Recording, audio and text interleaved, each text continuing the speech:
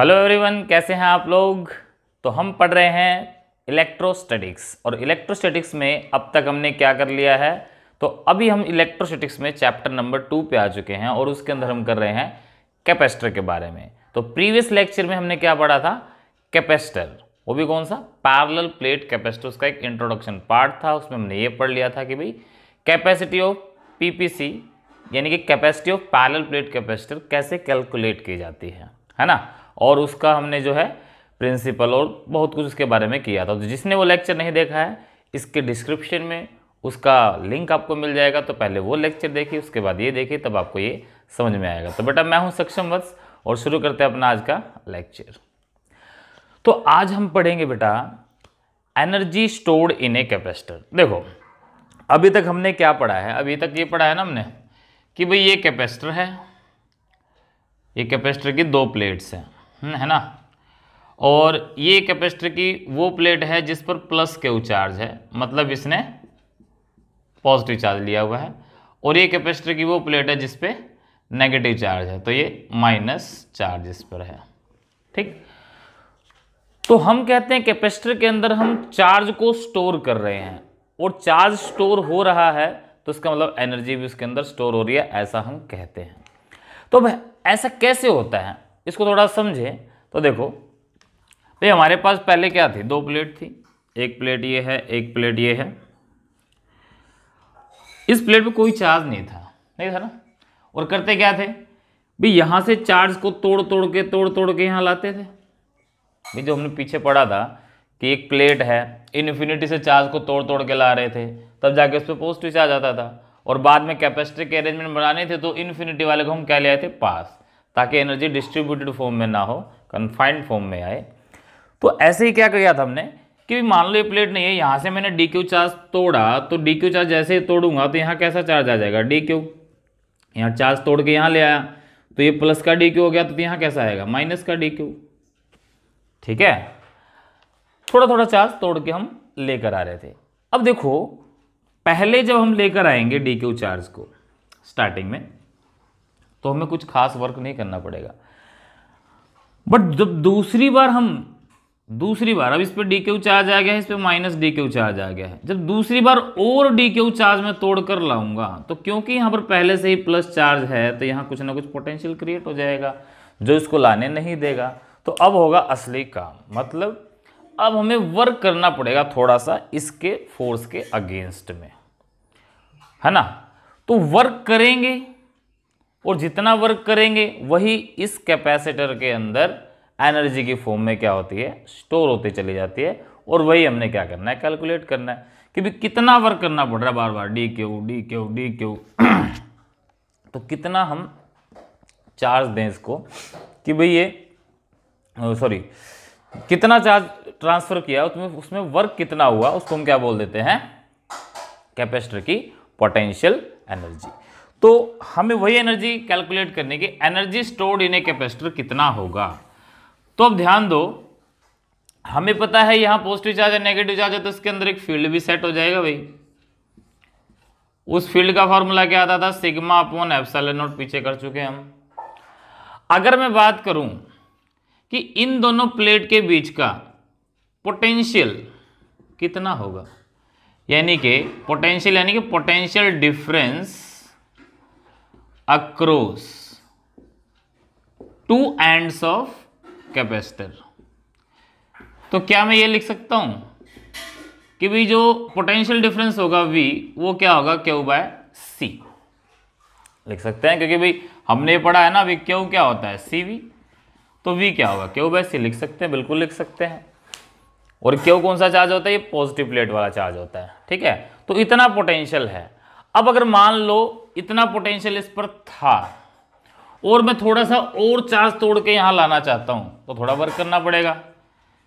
तो small amount of work done कितना होगा, small amount of work done in bringing small charge D Q. Bringing की जगह आप लिख सकते हो गिविंग, क्योंकि दे रहे ना उसको, प्लेट को दे रहे हैं, giving small charge D Q to capacitor. तो कितना होगा वर्क, अब हमें पड़ता है कि भाई वर्क का फॉर्मूला अभी तक हमने क्या पढ़ा है, potential into charge, force into displacement तो होता ही है, बट ये भी तो पढ़ते आ रहे ना, work is equal to potential into में चार्ज वी था W अपॉन क्यू, तो W क्या होगा V इंटू क्यू, पढ़ते आया ना पीछे, वही है। तो क्योंकि हमने थोड़ा सा चार्ज मूव करवाया है तो डी क्यू हो जाएगा, पोटेंशियल हो जाएगा V, चार्ज हो जाएगा, कितना चार्ज लेकर आए, डी क्यू चार्ज लेकर आए, तो डी डब्ल्यू हो जाएगा, यहाँ डी डब्ल्यू कितना हो जाएगा V इंटू डी क्यू, है ना भाई। थोड़ा सा चार्ज लेकर आए तो थोड़ा सा वर्क करना पड़ेगा, उस थोड़े से वर्क में फॉर्मूला आ गया पोटेंशियल इंटू चार्ज, तो पोटेंशियल है V, चार्ज है डी क्यू। तो V का फॉर्मूला क्या है हमारे पास, क्यू अपॉन सी इंटू डी क्यू। अब यहां पर हमने डी क्यू चार्ज दिया तो इतना वर्क करना पड़ा, डी क्यू चार्ज दिया तो इतना वर्क करना पड़ा। मान लो अगर मुझे पूरा चार्ज देना हो, टोटल चार्ज मान लो मुझे देना है क्यू,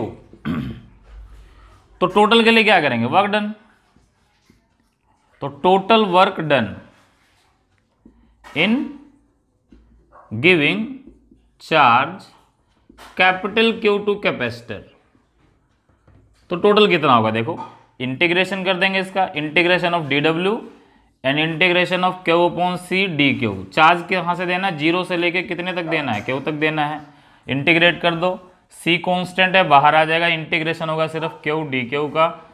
तो जिन बच्चों ने 11th की है, सब नहीं की होगी तभी 12th में आए होंगे, उनको इंटीग्रेशन अच्छे से आता है। तो चार्ज है इसकी पावर 1 है, इंटीग्रेशन का रूल क्या कहता है, पावर में एक जोड़ देंगे, तो कितना हो जाएगा डी डब्ल्यू का इंटीग्रेशन, तो डब्ल्यू हो गया जी 1/c, क्यू में एक जोड़ देंगे तो क्यू की पावर 2 और उसी से कर देंगे डिवाइड, 0 से लेकर क्यू तक। तो ये कितना हो जाएगा, ये होगा अपना 1/c, इसकी जगह अपर लिमिट यानी कि Q square upon 2 minus lower limit 0 का स्क्वायर अपॉन 2, तो डब्ल्यू कितना हो जाएगा, क्यू स्क्वायर अपॉन 2c। इतना वर्क हमें करना पड़ेगा चार्ज को, यानी कि कितने चार्ज को, क्यू चार्ज को इधर से इधर ट्रांसफर करने में। यानी कि कुल मिला के ये कह सकते हैं कि अगर कैपेसिटर को मैं क्यू चार्ज दूंगा तो मुझे इतना वर्क करना पड़ेगा, और जितना वर्क करना पड़ता है वही क्या होती है, एनर्जी स्टोर्ड इन कैपेसिटर। तो एनर्जी स्टोर्ड इन कैपेसिटर का फॉर्मूला क्या आ गया, U is equals to Q square upon 2c। तो एक फॉर्मूला आ गया क्यू स्क्वायर अपॉन 2c कि भाई इतनी एनर्जी इसके अंदर स्टोर होगी। अब क्या मैं क्यू को CV लिख सकता हूं, लिख सकते हैं, फॉर्मूला है, ये वाले यहां पुट कर दो तो U कितना आ जाएगा, C square V square upon 2c, एक C से C कट जाएगा, तो एक फॉर्मूला आ गया half CV square, half CV square. तो ये भी एक फॉर्मूला आ गया एनर्जी स्टोर्ड इन कैपेसिटर का।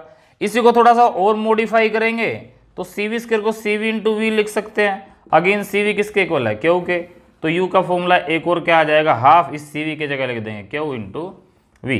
तो हमारे पास एनर्जी के 3 फॉर्मूले आ गए, Q square upon 2c, half CV square और हाफ क्यू इंटू V, यानी कि चार्ज इंटू पोटेंशियल।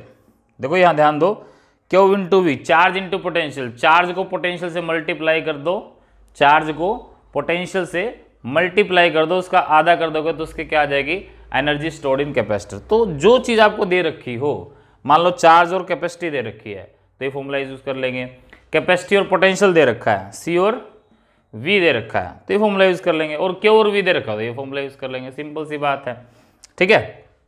तो ये एनर्जी स्टोर्ड इन कैपेसिटर के 3 फॉर्मूले हो गए, तीनों में से हम कोई भी इस्तेमाल कर सकते हैं, और जो ये एनर्जी इसके अंदर स्टोर हो रही है यही ये कैपेसिटर क्या करता है, बाद में सप्लाई में प्रोवाइड करता है, देता है एकदम से, ठीक है। तो इसको एक बार नोट कर लो, फिर हम एक सुंदर सा इसका क्वेश्चन देखते हैं, ठीक है, या तो स्क्रीनशॉट ले लीजिए या पॉज करके नोट कर लीजिए। तो बढ़ते हैं आगे। अब आगे हम क्या कर रहे हैं, एक इसका छोटा सा एक सुंदर सा एक सवाल करते हैं, प्रश्न करते हैं। तो क्वेश्चन क्या है ये देखो, क्वेश्चन ये है कि हमारे पास भाई ये एक प्लेट है, ये एक दूसरी प्लेट है, चलो थोड़ा और अच्छे से प्लेट बना लेते हैं, लो जी, ये एक प्लेट है, ये एक प्लेट है, पैरेलल प्लेट कैपेसिटर की 2 प्लेट है, इसके बीच का डिस्टेंस है d, यहाँ चार्ज है प्लस क्यू, यहाँ चार्ज है माइनस क्यू, इस प्लेट का एरिया a है, इस प्लेट का एरिया भी a है, यानी कि पैरेलल प्लेट कैपेसिटर में एरिया बराबर होता है, चार्ज इक्वल एंड अपोजिट होता है, ऐसा हम करके चल रहे हैं। अब यहाँ से इस अरेंजमेंट को मैंने थोड़ा सा चेंज कर दिया। चेंज क्या किया, इस प्लेट के बीच का गैप को, इस प्लेट के बीच के गैप को बढ़ा दिया। ये गैप मैंने d से बढ़ाकर कितना कर दिया, 2d कर दिया। ठीक है, ये d था, अब कितना कर दिया 2d। चार्ज उतना ही है क्यू माइनस क्यू, एरिया उतना ही है दोनों का a। आपने बताना है इस अरेंजमेंट को यहां से ऐसा करने में how much work is done, जल्दी बताओ।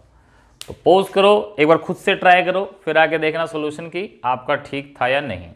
ठीक है, तो आपने ये बताना है इस अरेंजमेंट को यहां से ऐसे बदलने में, ये चेंज करने में मुझे कितना वर्क करना पड़ा है। ठीक है ना, वर्क डन निकालना है, निकालो। तो हम देखते हैं इसका सॉल्यूशन। आपने पॉज करके शायद सॉल्व कर लिया होगा। हमने इसमें क्या निकालना था, वर्क डन निकालना है। ठीक है, अब एक बात देखो, यहां जितनी एनर्जी है इसके पास और यहां जितनी एनर्जी, ये इनिशियल एनर्जी होगी, ये फाइनल एनर्जी होगी, तो जो इनका डिफरेंस होगा वही तो वर्क डन होता है। अभी तक पीछे तक यही करते आए हैं, यानी कि जो यहां वर्क आएगा वो क्या आएगा, final potential energy minus initial potential energy, यही फॉर्मूला होता है ना। तो भी फाइनल एंड पोटेंशियल एनर्जी हो गया UF माइनस UI। अब U का फॉर्मूला क्या है, क्यू स्क्वायर अपॉन 2C। तीनों फॉर्मूले हैं, हम ये इस्तेमाल कर रहे हैं क्योंकि हमें चार्ज गिवन है, कैपेसिटी निकाल सकते हैं।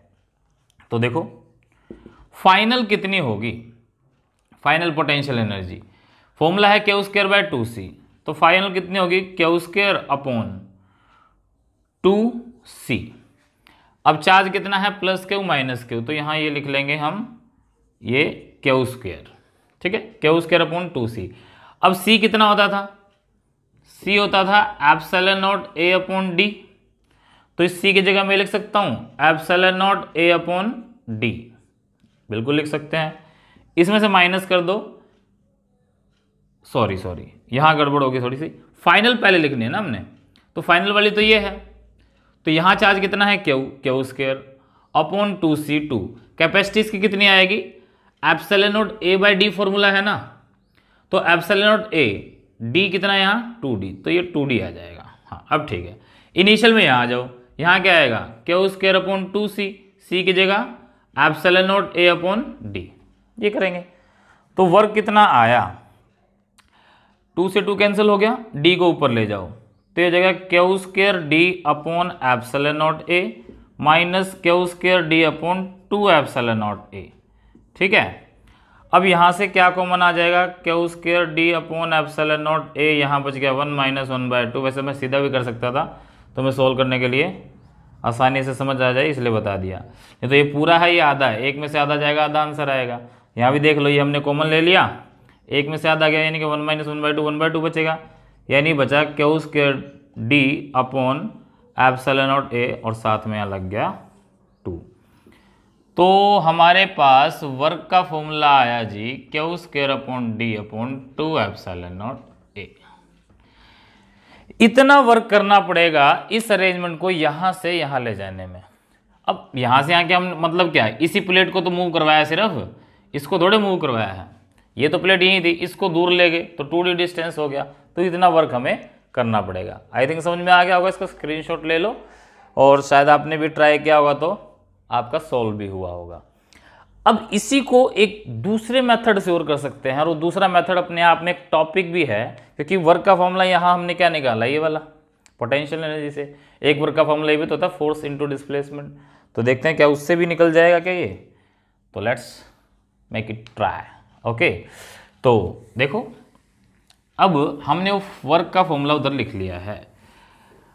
अब बात आती है क्या कि एक प्लेट पे फोर्स कितनी लगेगी, force on each plate of capacitor due to another. मतलब क्या है भाई, हमारे पास ये प्लेट है, ठीक है, लो जी ये प्लेट हो गई, दूसरी प्लेट ये है, लो जी ये दूसरी प्लेट हो गई। अब यहां पर चार्ज कितना माना था हमने, प्लस क्यू, यहां चार्ज कितना माना था, माइनस क्यू। तो बीच में क्या इलेक्ट्रिक फील्ड होगा, बिल्कुल होगा। कितना होगा ये हमको पता है। अब यहां देखो नेगेटिव चार्ज है, इस एंड पे कैसा चार्ज है, नेगेटिव चार्ज है, ये नेगेटिव चार्ज है। तो याद करो मैंने बताया था इलेक्ट्रिक फील्ड के अंदर अगर कोई नेगेटिव चार्ज रखा है तो उस पर फोर्स की डायरेक्शन कहाँ होती है, अपोजिट टू इलेक्ट्रिक फील्ड। यानी कि इस प्लेट पे जो फोर्स लगेगी, को थोड़ा इससे समझाएं, इस प्लेट पे जो फोर्स लगेगी उसकी डायरेक्शन क्या इधर नहीं होगी, इलेक्ट्रिक फील्ड इधर जा रहा है, इलेक्ट्रिक फील्ड हमारा किधर है, इलेक्ट्रिक फील्ड हमारा इधर है, ये इलेक्ट्रिक फील्ड है, इससे अपोजिट होगी क्योंकि ये पॉजिटिव है नेगेटिव है, और नेगेटिव चार्ज पे जो फोर्स लगती है वो इलेक्ट्रिक फील्ड से अपोजिट लगती है। यहां आ जाओ, यहां पॉजिटिव प्लेट है, ये नेगेटिव प्लेट है, तो इसकी वजह से जो इलेक्ट्रिक फील्ड होगा वो इस साइड होगा। और प्लस चार्ज अगर रख दें यहाँ पे कैसा चार्ज रख दें, प्लस चार्ज, तो जो फोर्स लगेगी वो इलेक्ट्रिक फील्ड के साथ लगती है। तो क्योंकि ये नेगेटिव चार्ज है, यहाँ पर जो फोर्स लगेगी इस पॉइंट पे, उस फोर्स की डायरेक्शन इधर होगी। यानी ये दोनों फोर्स इक्वल एंड अपोजिट हैं।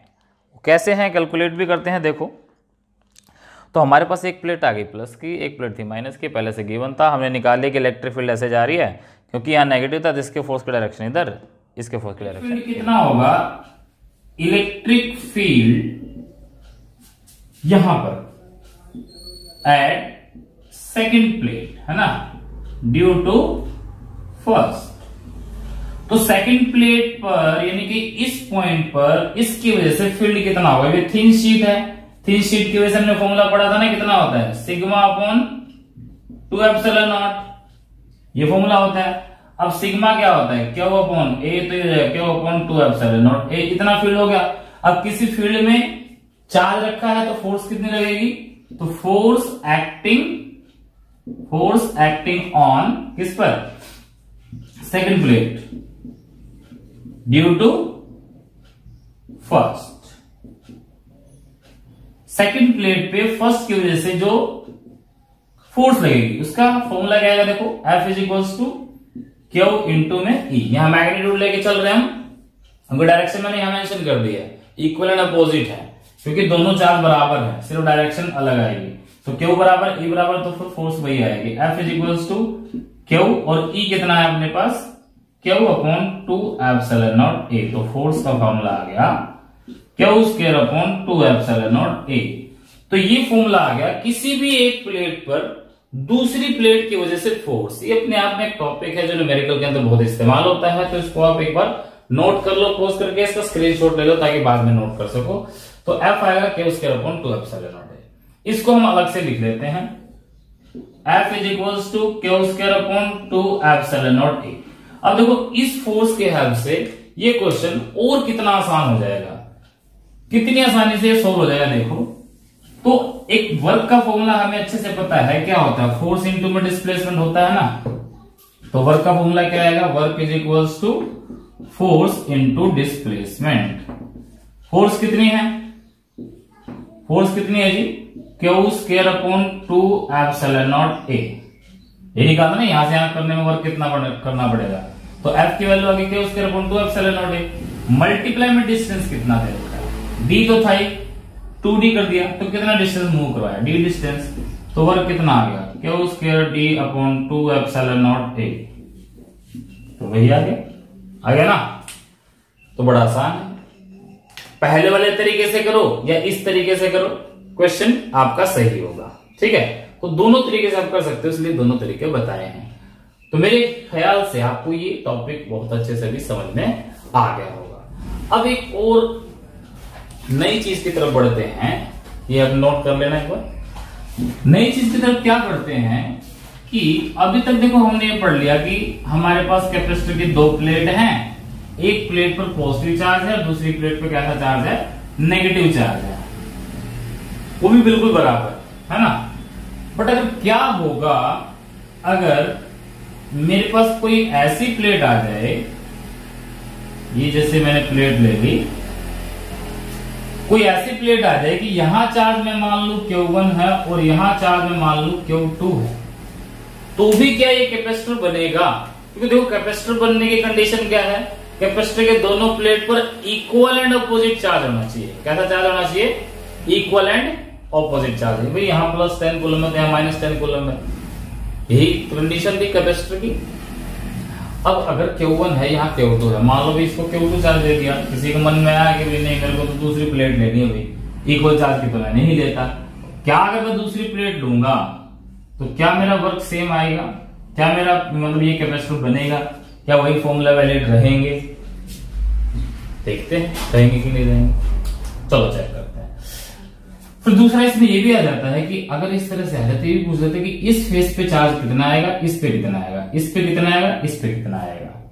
तो मान लो इस वाले प्लेट के इनर फेस पे मैं कह रहा हूं कि चार्ज मेरे पास आ गया Q, यहां पे कितना चार्ज आ गया Q, और चलो Q1 मान लो, पहली प्लेट Q1 चार्ज आ गया। अगर यहां Q1 चार्ज है तो यहां कितना आएगा मुझे बताओ, सोचो भाई। टोटल Q1 है, उसमें से Q1 यहां आ गया तो यहां कितना बचेगा? Q1 माइनस स्मॉल Q1, ये बचेगा ना। मान लो 10 कूलम चार्ज था, 3 कूलम इस प्लेट पे है तो 7 कूलम इस प्लेट पे होगा, टोटल तो 10 ही रहना है। तो यही मेथड हमने लगाया कि इनर पे Q1 आ गया तो यहां कितना आएगा इस फेस पे? Q1 minus small Q1। अब इस Q2 के इनर फेस पे यहां मैं मान लेता हूं चार्ज आ गया Q2, तो इधर कितना होगा? इधर Q2 माइनस स्मॉल Q2, इतना ही होगा। कोई फर्क नहीं पड़ता, आप इस Q1 को इधर भी ले सकते थे और इसको इधर भी ले सकते थे, कोई फर्क नहीं पड़ता, आप कैसे भी कर सकते हो। तो हमने इस प्लेट के 4 हिस्से मान लिए, 1 2 3 4, ये इनर, इसका आउटर, ये इसका इनर, ये इसका आउटर, और चारों पे देखेंगे ये वैल्यू क्या क्या आ रही है और फिर देखेंगे कि यह कैपेसिटर बन रहा है कि नहीं बन रहा है। चलो अब मुझे एक बात बताओ, ये 2 प्लेट है, दोनों प्लेट एक कंडक्टर है, और सब बताएंगे कि कंडक्टर के अंदर net electric field inside a conductor कितना होता है? जल्दी बोलो। Net electric field inside a conductor, net electric field inside a conductor कितना होता है? यस, 0। कंडक्टर के अंदर कोई इलेक्ट्रिक फील्ड नहीं होता है। तो मान लो मैं इस कंडक्टर के बिल्कुल अंदर मिड पॉइंट पर एक पॉइंट मान लेता हूं A। जैसे मेरी ये प्लेट है, ठीक है, ये प्लेट है, एक प्लेट का ये हिस्सा है, एक प्लेट का, इस प्लेट का ये एक हिस्सा है, ये दूसरा हिस्सा है, इधर अंदर माना है बाहर माना। तो इस प्लेट के अंदर है ना, प्लेट ऐसे है, इसके अंदर यहां पे एक पॉइंट मान लिया A, तो अंदर तो कोई फील्ड नहीं होगा, यानी इस पॉइंट पर नेट इलेक्ट्रिक फील्ड कितना होगा? 0। तो इस पॉइंट पर नेट इलेक्ट्रिक फील्ड किस किस की वजह से होगा? देखो, एक तो ये चार्ज है, एक ये चार्ज है, एक ये चार्ज है, एक ये चार्ज है, यानी कि इस A पॉइंट पर नेट इलेक्ट्रिक फील्ड अगर मैं कहूं एट A कितना आएगा? 0। ऐसे ही net electric field at B भी कितना आएगा? 0। तो पहले A पर निकालते हैं, A पर 0 आएगा, तो A पर कितनी फील्ड लगेंगी? 1 2 3 और 4, सबको हमने पॉजिटिव माना हुआ, पॉजिटिव मान के चलो। तो गॉस लॉ देखो हमने अप्लाई किया था, गॉस लॉ की 5th एप्लीकेशन की थी, उसमें क्या करते थे? इलेक्ट्रिक फील्ड अगर लेफ्ट से राइट है तो पॉजिटिव और राइट से लेफ्ट है तो नेगेटिव। तो इसकी वजह से, इस चार्ज की वजह से यहां कहां होगा? इस तरफ, इस इनर वाले की तरफ से इस तरफ, इसकी वजह से भी इस तरफ, इसकी वजह से भी इस तरफ, यानी कि 4 चार्ज हैं जिसमें से ये अकेला ऐसा है जो लेफ्ट से राइट होगा, बाकी ये तीनों चार्ज राइट से लेफ्ट। तो इन तीनों का फील्ड नेगेटिव, इसका पॉजिटिव। तो कैसे लिखेंगे? E1 minus E2 minus E3 minus E4 equal to 0। E1 इसका इलेक्ट्रिक फील्ड, E2 इसका, E3 इसका, E4 इसका, ठीक है। फील्ड का फॉर्मूला क्या होता था? थिन शीट की वजह से सिग्मा अपॉन 2 एप्सिलॉन नॉट, यही होता था ना। रखो वैल्यू, तो E1 क्या आएगा? सिग्मा अपॉन 2 एप्सिलॉन नॉट, यहाँ सिग्मा तो दे नहीं रखा है, क्या दे रखा है? चार्ज। तो सिग्मा को चार्ज के फॉर्म में कन्वर्ट कर लो, सिग्मा क्या होगा? क्या अपॉन ए, सिग्मा जगह अपन ए लिख सकते हैं, तो टोटल हो जाएगा क्यू अपॉन 2 एप्सिलॉन नॉट ए। ठीक है, तो E1 आओ, E1 कितना है इस फील्ड की वजह से, तो ये हो जाएगा Q1 minus small Q1 upon charge, तो ये आ गया ना Q1 माइनस Q1, नीचे आएगा 2 एप्सिलॉन नॉट ए। क्योंकि इन दोनों प्लेट का एरिया बिल्कुल सेम है, तो देखो हर फील्ड में नीचे वाली क्वांटिटी वही रहनी है, फर्क क्या आएगा, सिर्फ चार्ज बदलता जाएगा। माइनस का साइन आ गया, E2 कितना है, तो E2 फील्ड है इस चार्ज की वजह से, Q1 की वजह से, तो फॉर्मूला क्या आ जाएगा इसके अकॉर्डिंग, चार्ज हो जाएगा Q1 नीचे 2 epsilon naught A as it is. ध्यान से देखो, E का फॉर्मूला है Q अपॉन 2 एप्सिलॉन नॉट है, एप्सिलॉन नॉट ए और 2 ये तो कांस्टेंट है, तो हर एक फील्ड में यही नीचे यही रहेंगे, ऊपर क्या आ जाएगा, चार्ज बदलता जाएगा, तो पहला चार्ज है ये, दूसरा ये, तीसरा ये है, तो तीसरे में क्या आ जाएगा Q2 upon 2 epsilon naught A, और चौथे में क्या आ जाएगा, चौथा है Q2 minus small Q2 upon 2 epsilon naught A equal to 0। ये आ गया। अब 1/2 एप्सिलॉन नॉट ए सब में से बाहर आ जाएगा, अंदर क्या बचेगा, Q1 minus Q1 minus Q1 minus Q2 minus Q2 minus Q2 equal to 0। ये हटा दो, 0 हो गया, तो बचा क्या Q1 है माइनस Q1 और Q1 कितना हो जाएगा 2Q1 माइनस का Q2 माइनस का capital Q2 minus minus plus का Q2 इक्वल टू 0। Q2 से Q2 गया कट, ये बच गया Q1 minus 2Q1 minus Q2 equal to 0, और यहां से आप निकाल लो Q1 माइनस Q2, इसको उधर ले जाओ, तो प्लस का 2Q1 हो जाएगा, तो Q1 कितना आ गया यहां से 2 के इधर डिवाइड कर दो, Q1 माइनस Q2 अपॉन 2। तो इतना चार्ज आ गया हमारे इसके इनर एंड पे, इनर फेस पे। ठीक है, और आगे बढ़ते हैं, इतना तो इनर फेस पे आएगा। अब ये सोल्व करते हैं बी पॉइंट पे कि इसके इनर पे कितना आएगा। Now net electric field at B equal to 0। अब बी पे भी तो होगा, अब बी पे देखो अकेला ये चार्ज ऐसा होगा जिसकी वजह से फील्ड इधर होगा, बाकी Q2 Q1 और ये इन तीनों की वजह से इधर होगा आउटसाइड। ठीक है, क्योंकि तीनों पोस्ट है इनकी वजह से आउटसाइड, ये पोस्ट स्पेस है इस तरफ, तो ये हो गया राइट से लेफ्ट, बाकी लेफ्ट से राइट।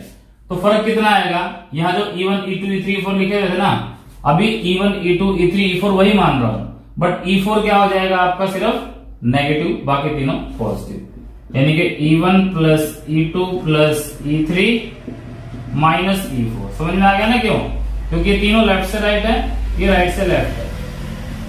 अब इसकी वैल्यू पुट कर दो, E1 की वैल्यू दी है, फील्ड तो उतना ही है, Q1 minus Q1/2 epsilon naught A, ये ना फील्ड बी पॉइंट पे, ए पर बी पे निकालो, हर जगह इतना ही आएगा। तो कितना आएगा, ये आ गया आपका Q1 माइनस Q1 अपॉन, अब देखो चलो लिख के लेते हैं, Q1 minus Q1 upon 2 epsilon naught ए माइनस E2 कितना ये है ना Q1 upon 2 epsilon naught A. अब यहां प्लस का साइन था इसलिए प्लस लग जाएगा, फिर प्लस का साइन E3 ये आया था, एज इट इज चीजें लिख रहा हूं मैं, Q2 upon 2 epsilon naught A, और फिर माइनस का Q2 minus Q2 upon 2 epsilon naught A equal to 0। 1/2 epsilon A निकल के खत्म हो जाएगा, बचेगा ये Q1 minus Q1 plus Q2 minus Q2 equal to 0।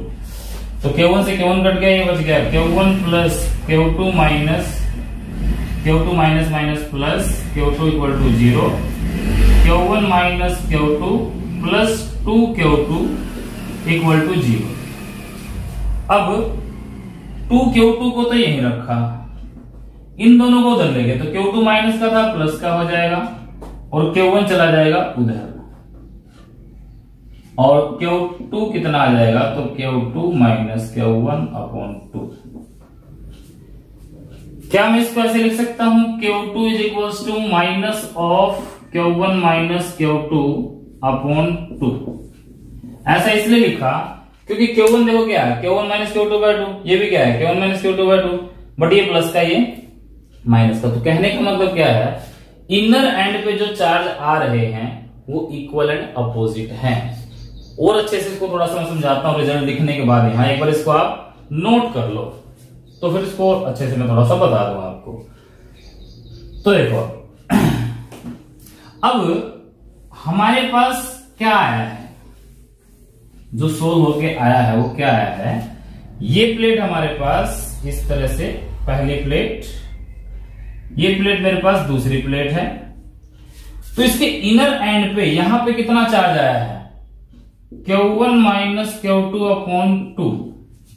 यहां चार्ज है Q1, यहां चार्ज है Q2। इसके इनर एंड पे कितना आ गया, इसके इनर एंड पे कितना आया है Q1 माइनस Q2/2, बट ये माइनस का आया है।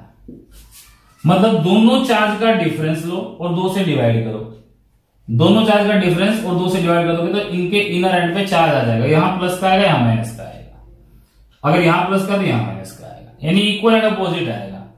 और यहां कितना आएगा, यहां जब सोल्व करोगे तो यहां कितना है Q1 माइनस Q1।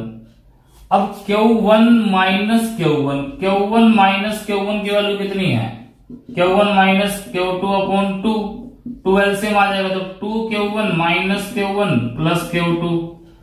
तो 2Q1 में से Q1 का कितना बच गया, Q1 प्लस Q2/2, यानी कि यहां कितना आया Q1 प्लस Q2/2। यानी कि अंदर निकालना है तो डिफरेंस करके डिवाइड बाय 2 और बाहर निकालना है तो सम करके डिवाइड बाय 2। और इसके जो बाहर निकालोगे ना इस फॉर्मूले से तो भी आपका यही आएगा Q1 प्लस Q2/2। तो क्या समझे हम इससे हम ये समझे कि अगर हमारे पास 2 प्लेट दे रखी हैं और दोनों प्लेट बिल्कुल अलग अलग साइज की हैं, दोनों प्लेट कैसी हैं, साइज की सॉरी अलग अलग चार्ज वाली हैं, दोनों प्लेट पे चार्ज बिल्कुल अलग अलग है, तो फिर चार्ज कैसे निकालेंगे, इनर पे डिफरेंस करके डिवाइड बाय 2 और आउटर पे सम करके डिवाइड बाय 2। जैसे एक एग्जांपल समझते हैं, मान लो मेरे पास ये 2 प्लेट दे दी, इसे एक प्लेट पे 12 माइक्रोकूलम का चार्ज है और मैं यहां कहता हूं यहां 8 माइक्रोकूलम का चार्ज है, चलो 4 माइक्रोकूलम का चार्ज है। तो यहां बताओ कितना होगा और यहां बताओ कितना होगा, जल्दी बताओ। अब इनर करना तो डिफरेंस करके डिवाइड बाय 2, तो 12 में से 4 गया 8/2 यानी कि 4 माइक्रोकूलम तो यहां आ गया। अगर यहां 4 है तो यहां -4 माइक्रोकूलम आएगा। यहां कितना आएगा सम करके, 12 और 4 16, 16/2 कितना होता है 8 माइक्रोकूलम। तो यहां भी कितना आएगा 8 माइक्रोकूलम। अब देखो क्या सम बराबर है, 8 और 4 12, -4 और 8 4, -4 और 8 4 बराबर है। इस तरीके से निकाल सकते हो, ठीक है ना। और ऐसे भी निकाल सकते हो, डिफरेंस करके आया जो यहाँ 12 में से 4 माइनस कर दो, यही उतना आना है।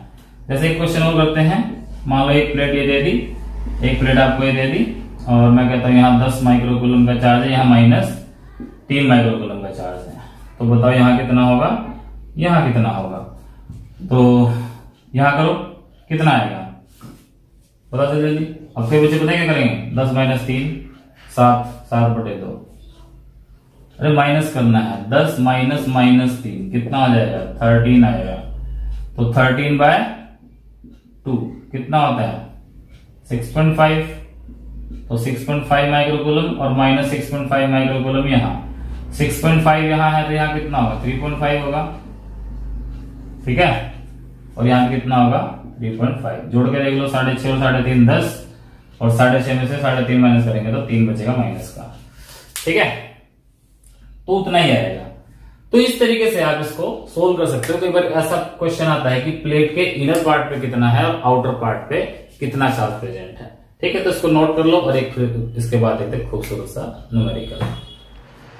तो बेटा एक क्वेश्चन देखते हैं हम कि हमें गिवन है 2 identical metal plates are given, यानी कि 2 मेटल प्लेट हैं और आइडेंटिकल है, एक जैसे हैं, और एक पर चार्ज है Q1 और दूसरे पे चार्ज है Q2।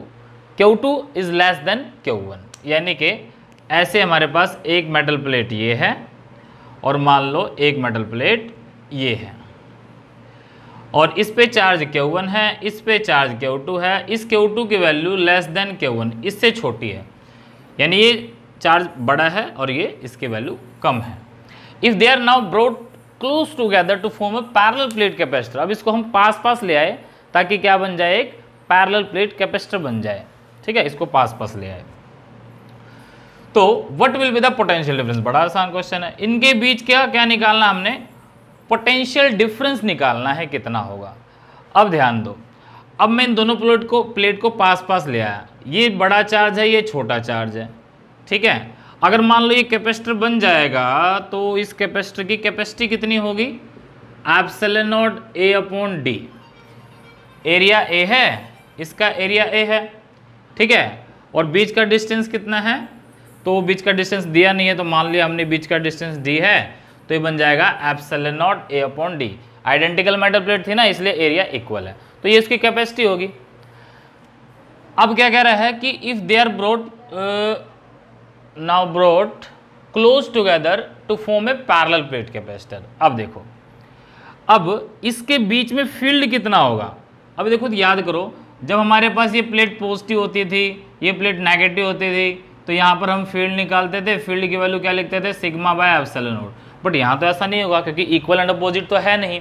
अब इक्वल एंड अपोजिट इसमें नहीं है फिलहाल, और अभी हमने पीछे किया कि कैसे निकाल सकते हैं इनर आउटर पे, तो उसकी जरूरत नहीं है, सीधे निकाल लो भाई। ये पॉजिटिव चार्ज इसका फील्ड इधर होगा, मान लो E1, यही पॉजिटिव चार्ज इसका फील्ड इधर होगा, ये होगा E2। बड़ा कौन सा है, E1। क्यों बड़ा है, क्योंकि इसका चार्ज बड़ा है। अब फील्ड का फॉर्मूला, एक थिन शीट की वजह से फील्ड का फॉर्मूला क्या आएगा, सिग्मा अपॉन एप्सिलॉन नॉट। अब सिग्मा तो यहाँ दे रखा है चार्ज, तो इसको हम ये लिख सकते हैं Q upon epsilon not A। अब क्योंकि एप्सिलॉन नॉट और A ये दोनों के लिए सेम है, इसके लिए भी और इसके लिए भी, तो चार्ज देखेंगे, जिसका चार्ज ज़्यादा उसका फील्ड ज़्यादा। तो यहाँ देखेंगे E1 है इस Q1 की वजह से, और Q1 Q2 से बड़ा है, तो इसका फील्ड ज़्यादा होगा इससे। तो देयरफॉर जो नेट फील्ड आएगा, net electric field between two plates, कितना आएगा electric field, E1 minus E2। E1 कितना आएगा, Q upon epsilon not A। E2 कितना आएगा,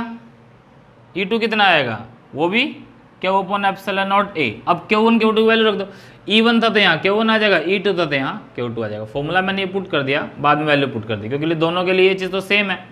तो पहले चार्ज के लिए Q की जगह Q1, दूसरे में Q की जगह Q2 आ जाएगा। तो क्या इसमें से कॉमन आएगा, 1 अपॉन एप्सिलॉन नॉट A, अंदर बच गया Q1 माइनस Q2। इतना इलेक्ट्रिक फील्ड आ गया। अब इलेक्ट्रिक फील्ड है और हमारे पास डिस्टेंस है, तो पोटेंशियल निकालने का तो बड़ा आसान तरीका है। तो potential difference between two plates, क्या फॉर्मूला होगा जब इलेक्ट्रिक फील्ड और डिस्टेंस दे रखा हो, तो V इक्वल टू क्या होता है, इन टू डी होता है ना, अभी तक करते आए हैं। इलेक्ट्रिक फील्ड टू डिस्टेंस, ये वाले फॉर्मूले से is equals to V by d होता है पोटेंशियल ग्रेडियंट। तो V होगा इन टू डी, E कितना है, E है Q1 minus Q2 upon epsilon not A, into में डिस्टेंस कितना है D। तो क्या मैं इसको ऐसे लिख सकता हूँ, Q1 minus Q2 upon epsilon not A, D को इससे डिवाइड कर दो, लिख सकते हैं ना ऐसा। और ऐसा लिखने से ये किसके इक्वल हो गया, C के। तो सीधे पोटेंशियल कितना आएगा, Q1 minus Q2 upon C। हम आंसर यहाँ तक भी छोड़ सकते हैं, बट हमें ये नहीं पता कि डिस्टेंस कितना है, तो हमने इसको कैपेसिटी के फॉर्म में निकाल लिया इस फॉर्मूले से। तो ये फॉर्मूला हमने, अगर कैपेसिटी गिवन होगी तो उससे हम सॉल्व कर सकते हैं। तो ये हमारा फाइनल आंसर होगा। तो एक बार इसको आप नोट कर लो। तो आज हमने ये किया बेटा कि किसी भी कैपेसिटर में जब एनर्जी स्टोर होती है तो कितनी होती है, कैसे कैलकुलेट करते हैं, और इससे जुड़े हुए और भी बहुत सारे न्यूमेरिकल अभी आगे आएंगे जब हम पढ़ेंगे कैपेसिटर के अंदर कि भी कैपेसिटर की प्लेट के बीच में जब हम कुछ डाइलेक्ट्रिक मीडियम डाल दें, कुछ कंडक्टिंग मटेरियल डाल दें तो क्या फ़र्क पड़ता है, या फिर एक कैपेसिटर की जगह 2 3 4 कैपेसिटर हो जाएं तो उनके एनर्जी पे क्या फ़र्क पड़ेगा। ये सारी चीज़ें हम पढ़ेंगे नेक्स्ट वीडियो में। तो आज के लिए इतना ही था। तो फिजिक्स कीजिए, ठीक है, और मिलेंगे हम नेक्स्ट लेक्चर में जब ग्रुपिंग ऑफ कैपेसिटर पढ़ेंगे। तब तक के लिए फिजिक्स कीजिए। Thank you.